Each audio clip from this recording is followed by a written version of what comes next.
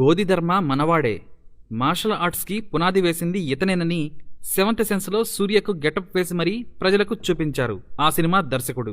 ఇప్పుడు చైనీస్ పూర్వీకులు కనిపెట్టిన వాళ్లుగా చెప్పుకుంటున్నారు. కానీ ఇది ఒక ఇండియన్ మాకు నేర్పించారని చైనీయులు ఒప్పుకోరు. అయితే నేటి జనరేషన్కు బోధిధర్మ ఎవరో తెలియాలనే డైరెక్టర్ మురుగదాస్ సెవెంత్ సెన్స్ సినిమాలో ఒక ప్రయత్నమైతే చేశారు. ఆయన ద్వారా కొంతమందికైనా తెలిసింది, కానీ దానిని సినిమాగానే చాలామంది భావించారు. కానీ ఇది నిజం. ఇంతకీ బోధిధర్మ ఎవరు, ఆయన చరిత్ర ఏంటో సెవెంత్ సెన్స్ కంటే కూడా మనం విపులంగా తెలుసుకునే ప్రయత్నం చేద్దాం.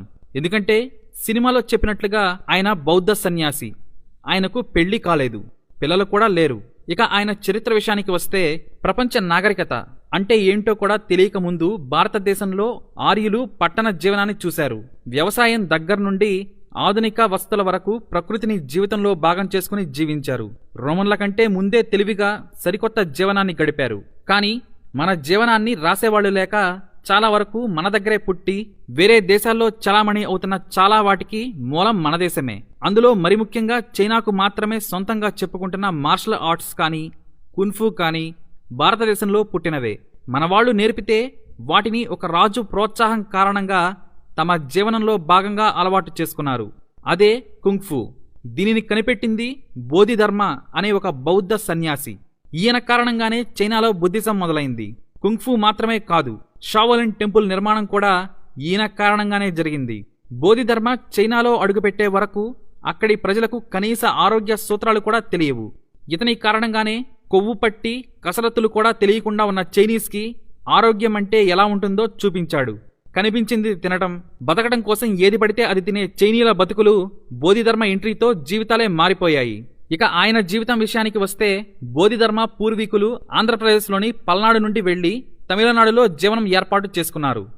ఆ తరువాత తమ శక్తి సామర్థ్యాలతో కాంచీపురం రాజుగా ఎదిగారు. అప్పటి రాజు మూడవ కొడుకే ఈ బోధిధర్మ. కానీ చరిత్రలో ఉన్నట్లుగా ఆయన చాలా వయసు వచ్చాక బౌద్ధ మతం స్వీకరించారనేది తప్పు. తన 7వ ఏటనే ఆయన బుద్ధుడి మార్గంలో నడిచారు.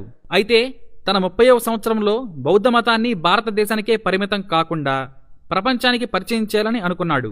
అప్పుడు అతిపెద్ద దేశంగా ఉన్న చైనా గురించి తెలుసుకున్నాడు. ఇక తన 35వ ఏట చైనాకు ప్రయాణమయ్యాడు. భారతదేశం నుండి వెళ్లి అక్కడి బుద్ధిజంలో మహాయాన ధ్యాన సంప్రదాయంను నేర్పించాలనుకున్నారు.